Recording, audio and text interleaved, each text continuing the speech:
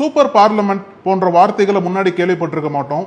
அதே மாதிரி உச்சநீதிமன்றத்திற்கும் மத்திய அரசுக்கும் இப்போ கடுமையான மோதல் போயிட்டு இருக்கிறத பார்த்திருக்க மாட்டோம். தொடர்ந்து இந்த மாதிரி பல நிகழ்வுகளை ஒரு முன்னாள் நீதிபதியா எப்படி பாக்குறீங்க சார்? தொடர்ந்து இல்ல நான் சொல்ல மாட்டேன், இரண்டாவது நிகழ்வாக பார்க்கிறேன். தொடர்ந்து இல்ல, இவங்க கடந்த 10 ஆண்டுகள்ல உச்ச நீதிமன்றம் இந்த அரசு எதிர்த்தெல்லாம் பல தீர்ப்புகள் எல்லாம் கொடுத்ததாகலாம் நான் பார்க்கல. பல தீர்ப்புகள் கொடுக்கப்படலன்னு நான் நினைக்கிறேன். பாபர் மசூதி தீர்ப்புல இருந்து இன்னும் பல தீர்ப்புகள்ல அதுக்குள்ள நான் அடுக்க வேண்டாம் நினைக்கிறேன். காஷ்மீர் தீர்ப்பு, இன்னும் பல தீர்ப்புகள் தீர்ப்பு சொல்லாமலே இருக்கு. குடியுரிமை திருத்த சட்டம்லாம் சமீபத்துல 2 நிகழ்ச்சிகள்ல உச்ச நீதிமன்றத்திற்கும் இந்த அரசுக்கும் இடையில ஒரு மோதல் வந்திருக்கு அப்படின்றத சொல்லலாம். அங்க குறிப்பாக தன்கர் அவர்கள் இப்போ தமிழ்நாடு சம்பந்தமான அந்த தீர்ப்பு இருக்கு, தமிழ்நாடு அரசு ஒரு வழக்கு போட்டிருந்தாங்க. அதுல ஒரு 10 சட்டங்கள், அந்த 10 சட்டத்துல முக்கியமானது 2 சட்டங்கள் அதிமுக காலத்தில் நிறைவேற்றி 2020ல. இவங்க 2020ல தான் ஆட்சிக்கு வந்தாங்க.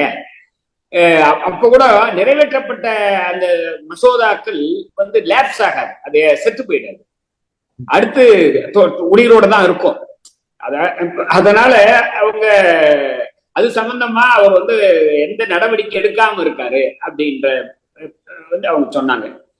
அப்போ அவர் என்ன பண்றாருன்னா, பஞ்சாப்ல ஒரு வழக்கு போடுறாங்க. பஞ்சாப்ல அந்த கவர்னர் செயல்படாம இருக்காரு, அசம்பிளியை கூட்ட மாட்டேங்கிறாரு, பில்லுக்கு ஒப்புதல் தர மாட்டார், சட்டம் ஆக்குறதுன்னு சொன்ன உடனே இவர் என்ன பண்ணாரு, திருப்பி அனுப்புறாரு.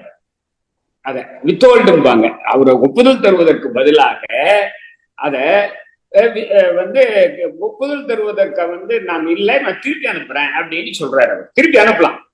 நம்முடைய அரசமைப்பு சட்டம் கூறு 200 ஆர்டிகிள் 200 திருப்பி அனுப்புறதுக்கு அதிகாரம் இருக்கு அவருக்கு. ஏன்னா அதாவது அவர் இதுல ஒரு சில திருத்தங்கள் செய்யுங்க அப்படின்னு அவர் கேட்கலாம்.